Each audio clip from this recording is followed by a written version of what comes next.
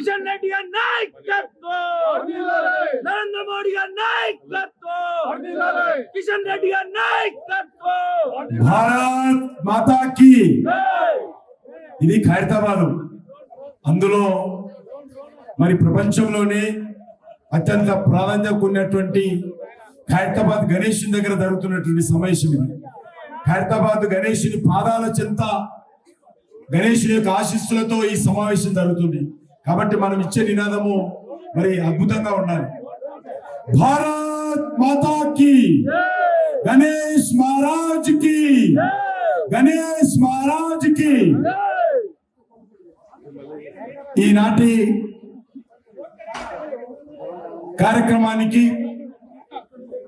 మరి ఈరోజు పెద్ద ఎత్తున వచ్చినటువంటి స్థానిక సోదరి సోదరుమణులు, ఈ యొక్క సంకల్ప యాత్రకు మరి పెద్ద ఎత్తున వచ్చినటువంటి సోదరి సోదరుమణులు, ముఖ్య అతిథులుగా వచ్చినటువంటి గుజరాత్ రాష్ట్ర ముఖ్యమంత్రి भारतीय जनता पार्टी नायकुलु भूपेंद्र भाई पटेल जी और भारतीय जनता पार्टी के ओबीसी मोर्चा के राष्ट्रीय अध्यक्ष, राज्यसभा के सदस्य डॉक्टर के लक्ष्मण जी और हमारे आदिलाबाद के विधायक पायल शंकर जी, इस क्षेत्र के भूतपूर्व विधायक चिंतल रामचंद्रा रेड्डी जी और गौशामाल के भूतपूर्व विधायक प्रेम सिंह राठौड़ जी, इस जिला के अध्यक्ष doctor N Gautam Rao ji, Bharatiya Janata party के प्रांत के महामंत्री कासम वेंकटेश्वर जी और भारतीय जनता पार्टी के नेशनल काउंसिल मेंबर प्रेमराज जी, ओबीसी के प्रांत अध्यक्ष आनंद गौड़ जी, घट्टम वेंकटेश्वर जी, श्रीनिवासन जी, वीरेल चंद्रशेखर जी, एनवी सुभाष, लक्ष्मण रेड्डी और माइनॉरिटी मोर्चा के राष्ट्रीय उपाध्यक्ष लायक अली जी, राममोहन राव, आदर्श, इस प्रांत के हमारा पार्टी का नेता वीना माधुरी जी और विद्यानाथ जी, श्रावण यादव जी, चंद्रशेखर जी, राघव रेड्डी जी, सुभाष और माधव जी और सभी इस प्रांत के प्रमुख नेतागण और भाइयों और बहनों, मी अंदरिकी नमस्कारम. వచ్చేటువంటి ఏప్రిల్ మొదటి వారంలో మన రాష్ట్రంలో దేశంలో పార్లమెంట్ ఎన్నికలు జరగనున్నాయి. ఆ ఎన్నికల్లో మనమందరం కూడా ఓటు హక్కు వినియోగించుకోబోతున్నాం. ఆ ఓటు ద్వారా ఈ దేశానికి ప్రధానమంత్రిగా ఎవరు ఉండాలి, ఈ దేశానికి ఎవరి నేతృత్వం అయితే ఈ దేశంలో అవినీతి రహితమైనటువంటి ప్రభుత్వం ఇవ్వగలుగుతారు, ఎవరి నేతృత్వం అయితే ఈ దేశంలో భారతదేశం యొక్క పేరు ప్రపంచవ్యాప్తంగా తీసుకెళ్లగలుగుతాము, ఎవరి నేతృత్వంలో ఈ దేశంలో పేదరికం సంబంధించినటువంటి సమస్యలు పరిష్కారం అవుతాయి, ఎవరి నేతృత్వం అయితే ఈ దేశంలో అవినీతి రహితమైనటువంటి ప్రభుత్వం అందివ్వగలుగుతాము, ఎవరి నేతృత్వం అయితే ఈ దేశంలో భారతదేశం యొక్క గౌరవం ప్రపంచమంతంగా మనం పెంచగలుగుతాము అనే ఆలోచన చేసి మనం ఓటు వేయాల్సిన అవసరం ఉంది. మీకు అందరికీ తెలుసు, నరేంద్ర మోడీ గారు 2014లో ప్రధానమంత్రి అయ్యారు. 2014 ముందు 10 సంవత్సరాల పాటు కాంగ్రెస్ పార్టీ ప్రభుత్వం ఉంది, మన్మోహన్ సింగ్ గారు ప్రభుత్వం ఉన్నారు. ఆ రోజు ప్రభుత్వాన్ని మన్మోహన్ సింగ్ ప్రధానమంత్రి అయినప్పటికీ పార్టీని ప్రభుత్వాన్ని నడిపింది సోనియా గాంధీ, రాహుల్ గాంధీ. వాళ్ళ హయాంలో దేశంలో ఆ 10 సంవత్సరాలలో 12 లక్షల కోట్లు ప్రజాధనాన్ని ఆ రోజు కాంగ్రెస్ పార్టీ దోపిడీ చేయడం జరిగింది. ఆ రోజు యూపీఏ ప్రభుత్వం దోపిడీ చేయడం జరిగింది. అదే సమయంలో మరి కేంద్రంలో ఉన్నటువంటి మంత్రులు తిహార్ జైల్లోకి వెళ్ళారు. కాంగ్రెస్ ఎంపీలు అవినీతి కుంభకోణాల కారణంగా అరెస్ట్ కాబడ్డారు. అది కాంగ్రెస్ ప్రభుత్వంలో అరెస్ట్ కాడారు. కాంగ్రెస్ మంత్రులు కాంగ్రెస్ ప్రభుత్వంలోనే జైలుకి వెళ్ళారు. 12 లక్షల కోట్ల దోపిడీ చేశారు. అంతేకాదు ఆ రోజు ఒక కీలుబొమ్మ ప్రధాని ఉండేది.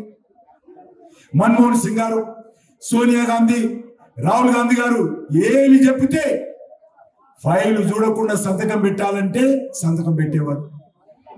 నిలవడం అంటే నిలబడేవాడు, కూర్చుని అంటే కూర్చునేవాడు. అందుకే ఆ రోజు చాలా కథలు చెప్పారు.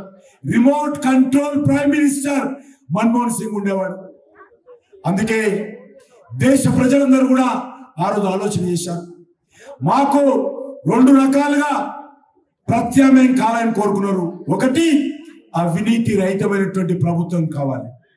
2, సమర్థవంతమైనటువంటి నాయకుడు కావాలి. ఒక సుస్థిరమైనటువంటి ప్రభుత్వం కావాలి. అప్పుడే నా భారతదేశం బాగుపడుతుందని ఆ రోజు దేశ ప్రజలందరూ కూడా 2014లో ఒక అవినీతి రహితమైనటువంటి ప్రభుత్వం కోసం నరేంద్ర మోడీ గారు అయితే బాగుంటుంది. ఆయన ముఖ్యమంత్రిగా 15 సంవత్సరాలు చాలా అద్భుతంగా గుజరాత్ రాష్ట్రాన్ని ముందుకు తీసుకెళ్లాడు. దేశాన్ని కూడా గుజరాత్ లాగా తీసుకెళ్లాలని చెప్పి దేశ ప్రజలందరూ కూడా ఆలోచన చేసి ఆ రోజు భారతీయ జనతా పార్టీకి 270 సీట్లు గెలిపించి ఇవ్వడం జరిగింది. దానితో ప్రధానమంత్రి అయ్యారు. ఈరోజు మనం చేస్తా ఉన్నాను, గుండె మీద చేయి పట్టుకొని చెప్తా ఉన్నాను. ఈరోజు మమ్మల్ని విమర్శించే వాళ్ళు కానీ, నరేంద్ర మోడీ విమర్శించే వాళ్ళు కానీ, చివరకు ప్రపంచంలో ఉన్నటువంటి ఏ దేశం కానీ, మన శత్రు దేశమైనటువంటి పాకిస్తాన్తో సహా ఎవడు కూడా నరేంద్ర మోడీ గారిని అవినీతి పరుడు అనడు. నరేంద్ర మోడీ గారు 1 రూపాయి దుర్వినియోగం చేసిన చెప్పడు. అది నరేంద్ర మోడీ గారి నాయకత్వానికి ఉన్నటువంటి ప్రత్యేకత, భారతీయ జనతా పార్టీకి ఉన్నటువంటి ప్రత్యేకత. ఎవడు కూడా అనలేడు. అందుకే ఈ రోజు మనం చేస్తా ఉన్నాడు. 9.5 సంవత్సరాల తర్వాత నరేంద్ర మోడీ గారి ప్రభుత్వము గత 9.5 సంవత్సరాలుగా ప్రధానమంత్రిగా నీతి నిజాయితీతో పనిచేశారు. మంత్రులందరూ నీతి నిజాయితీతో పనిచేశారు. ప్రభుత్వంలో 1 రూపాయి దుర్వినియోగం కాలే. అది ఈరోజు 2014లో నరేంద్ర మోడీ గారు దేశ ప్రజలకు గ్యారంటీ ఇచ్చాడు. నేను నీతి నిజాయితీతో కూడినటువంటి ప్రభుత్వాన్ని భారతదేశానికి ఇస్తానని చెప్పి ఈరోజు గర్వంగా చెప్పుకుంటున్నాము. ఆ రోజు ఇచ్చినటువంటి గ్యారంటీ ఇంకా కొనసాగుతుంది. 2వ అంశము, ఒక సమర్థవంతమైన నాయకుడు కావాలన్నారు. ఒక సుస్థిరమైనటువంటి ప్రభుత్వం కావాలన్నారు. మరి 2014లో 270 సీట్లు వస్తే 2019లో 302 సీట్లు బీజేపీకి వచ్చింది. మా ఇండియా పక్కకు పెట్టాడు. ఒక బీజేపీకే 302 సీట్లు వచ్చాయి. నరేంద్ర మోడీ గారి నాయకత్వంలో ఒక సమర్థవంతమైనటువంటి, ఒక సుస్థిరమైనటువంటి ప్రభుత్వం ఇచ్చాము. ఈరోజు నరేంద్ర మోడీ గారి నాయకత్వంలో అది కరోనా వచ్చినా, ఆర్టికల్ 370 విషయం వచ్చినా, లేకపోతే ట్రిపుల్ తలాక్ విషయం వచ్చినా, లేకపోతే రైతాంగ సమస్యలు వచ్చినా, ఉగ్రవాద సమస్యలు వచ్చినా, లేకపోతే అనేక రకాలుగా రామజన్మభూమి సమస్య వచ్చినా నరేంద్ర మోడీ గారు సమర్థవంతంగా ఈ దేశాన్ని పరిపాలించారు. ఒక ప్రపంచమంతా కూడా దృష్టిని ఆకర్షించే విధంగా ఒక సుస్థిరమైనటువంటి ప్రభుత్వాన్ని దేశంలో ఇచ్చారు. అందుకే ఈరోజు దేశ ప్రజలందరూ కూడా, దేశ ప్రజలే కాదు ప్రపంచ ప్రజలందరూ కూడా భారతదేశం వైపు చూస్తున్నారు, నరేంద్ర మోడీ వైపు చూస్తున్నారు. అనేక సంస్థలు ప్రపంచవ్యాప్తంగా సర్వే చేశాం. అది అమెరికాకి చెందిన సంస్థలు కావచ్చు, యునైటెడ్ నేషన్స్ సంబంధించిన సంస్థలు కావచ్చు, యూకేకి సంబంధించిన సంస్థలు కావచ్చు, లేకపోతే ఫ్రాన్స్కి సంబంధించిన సంస్థలు కావచ్చు. అనేక సంస్థలు ఈ దేశంలో ఎవరు సమర్థవంతమైన నాయకుడు, ఎవరు పాపులర్ లీడర్ అని సర్వే చేస్తే అమెరికా అధ్యక్షుడు వెనక, బ్రిటన్ ప్రైమ్ మినిస్టర్ కూడా వెనుక ఉంటాడు. కానీ మొట్టమొదటిగా 70% ఓట్లతో ప్రపంచ నాయకుడు ఎవరంటే ప్రపంచవ్యాప్తంగా నిర్వహించిన సర్వేలో ఈరోజు నరేంద్ర మోడీ గారు వస్తా ఉన్నారు. అందుకే మీ అందరిని కోరుతా ఉన్నాను, ఒక సమర్థవంతమైనటువంటి ప్రభుత్వము నరేంద్ర మోడీ గారి నాయకత్వంలో ఈరోజు 9.5 సంవత్సరాలుగా ఇచ్చాము. కాబట్టి ఏప్రిల్లో జరిగేటువంటి ఎన్నికల్లో నేను తెలంగాణ ప్రజలను కోరుతా ఉన్నాను, తెలంగాణ ప్రజలకు అప్పీల్ చేస్తా ఉన్నాను. నరేంద్ర మోడీ గారు 370 సీట్లతో కేంద్రంలో అధికారంలో రాబోతుంది.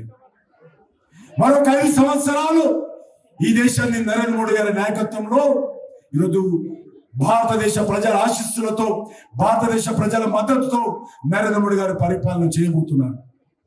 కాబట్టి అందులో తెలంగాణ ప్రజల భాగస్వామ్యం ఉండాలి. నరేంద్ర మోడీ గారికి తెలంగాణ ప్రజల యొక్క ఆశీస్సులు ఉండాలి.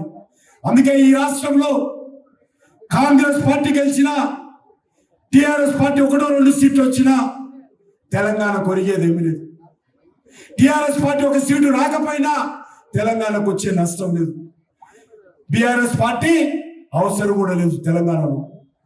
కేసీఆర్ యొక్క కుటుంబం అవినీతి, కేసీఆర్ కుటుంబం అయితే అహంకారం, కేసీఆర్ కుటుంబం యొక్క కుటుంబ పరిపాలన తెలంగాణ ప్రజలు విసిగి వేశారు. కాబట్టి ఈరోజు తెలంగాణ ప్రజలు బిఆర్ఎస్ పార్టీ కేసీఆర్ నాయకత్వాన్ని వద్దనుకుంటున్నారు.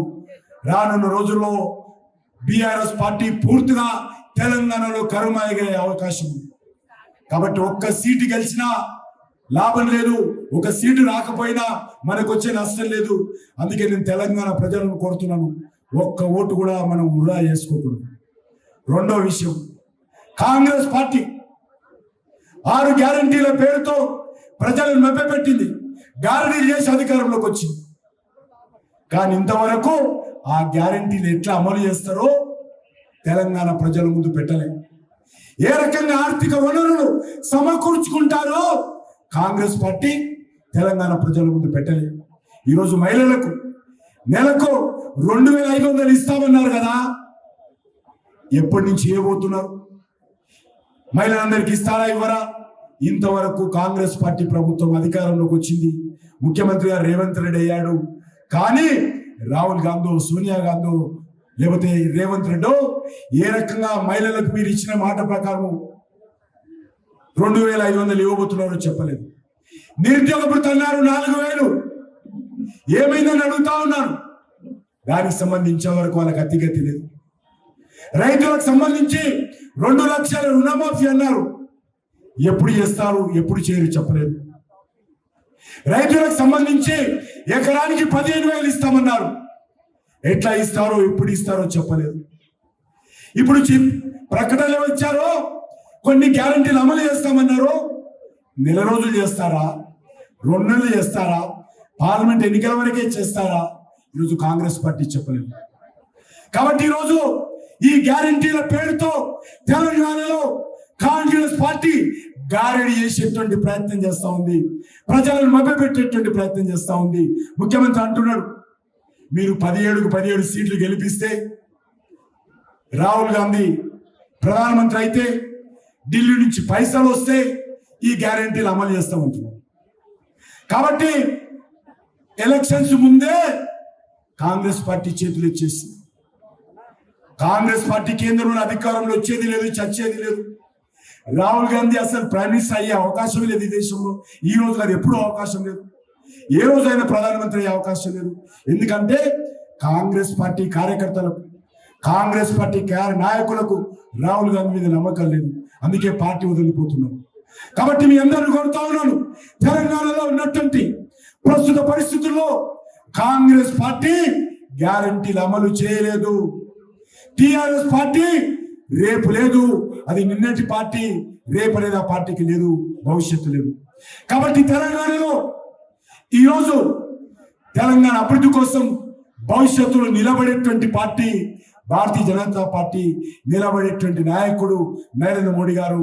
9 సంవత్సరాలుగా 9 లక్షల కోట్ల రూపాయలు, 9 లక్షల కోట్ల రూపాయలు తెలంగాణ కోసం ఖర్చు పెట్టినటువంటి ప్రభుత్వము నరేంద్ర మోడీ గారి ప్రభుత్వం. భవిష్యత్తులో కూడా నరేంద్ర మోడీ గారి ప్రభుత్వమే ఈ తెలంగాణకు అండగా ఉంటుంది. తెలంగాణకు అన్ని రకాలుగా ఏ కష్టం వచ్చినా, ఏ ఇబ్బంది వచ్చినా తెలంగాణ ప్రజలకు అండగా నిలబడుతుంది. కాబట్టి మీ అందరిని కోరుతా ఉన్నాను, ఈ యొక్క ఖైరతాబాద్ గణేశుని పాద పద్మాల దగ్గర నిలబడి ఆయన ఆశీస్సులతో నేను తెలంగాణ ప్రజలను కోరుతా ఉన్నాను, నరేంద్ర మోడీ గారిని ఆశీర్వదించండి, నరేంద్ర మోడీ గారిని బలపరచండి. బీజేపీకి అండగా నిలబడండి. తెలంగాణ నుంచి కూడా 17కు 17 సీట్లు గెలిపించండి. హైదరాబాద్ లో ఉన్నటువంటి అసదుద్దీన్ ఓవైసీని కూడా, మజ్లిస్ పార్టీలు కూడా వచ్చేటువంటి ఎన్నికల్లో ఓడించాల్సినటువంటి అవసరం ఉంది అని చెప్పి సందర్భంగా మనవి చేస్తూ సెలవు తీసుకుంటున్నాను. భారత్ మాతాకి.